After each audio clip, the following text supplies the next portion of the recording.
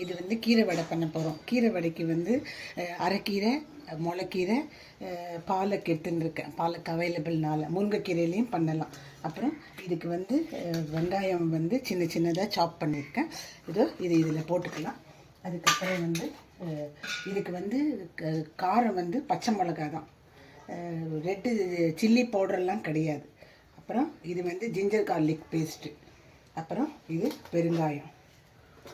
அப்புறமா இது கருவேப்பிலை, இது கொத்தமல்லி, நல்ல ஒரு ஹேண்ட்ஃபுல்லாக. அதுக்கப்புறமா இது வந்து சோடா உப்பு.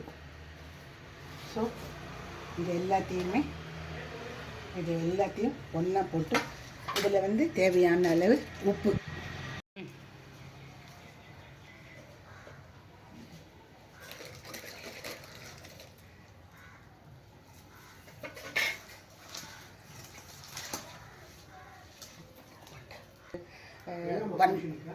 ஒரு கப்பு கடலை மாவு.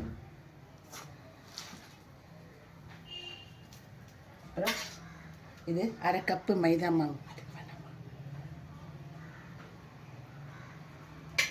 அப்புறம் இது அரை கப்பு அரிசி மாவு.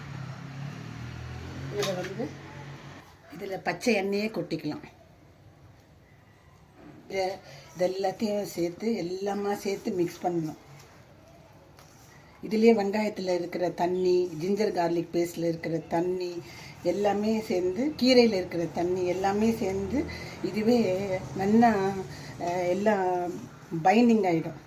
இதுக்கு மேலே தேவையான அளவு ஜலத்தை கொட்டிக்கணும். இது முதல்ல இதெல்லாம் மிக்ஸ் ஆகணும்.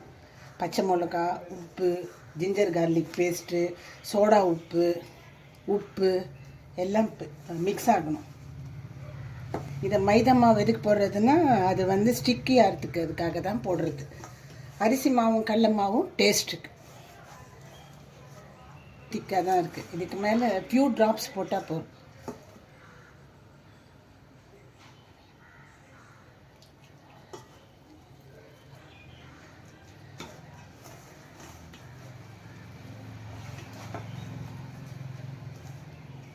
இது ரொம்ப ரிச்சு கீரைனால பசங்களும் சாப்பிடுவா.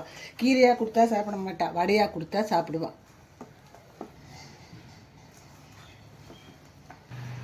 ஓகே, இது அழகாக பால் மாதிரி வருது. இது அப்படியே இந்த பட்டர் பேப்பரில் பண்ணலாம். இப்போ பட்டர் பேப்பர் இல்லாததுனால இந்த பேப்பர் வச்சுருக்கேன். இப்போது இது பாலக்கீரையில் பண்ணது. கட் பண்ணுறதும் ரொம்ப easy, at the same time டேஸ்டியாகவும் இருக்கும்.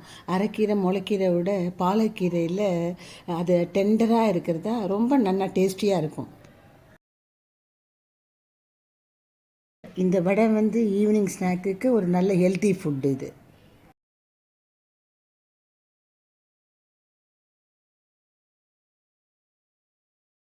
இப்போ நீங்கள் எங்கள் அம்மா பண்ணது வந்து பார்த்துருப்பீங்க. வெரி வெரி ரிச் ஃபுட்டு, பாலக்கோடை வடை.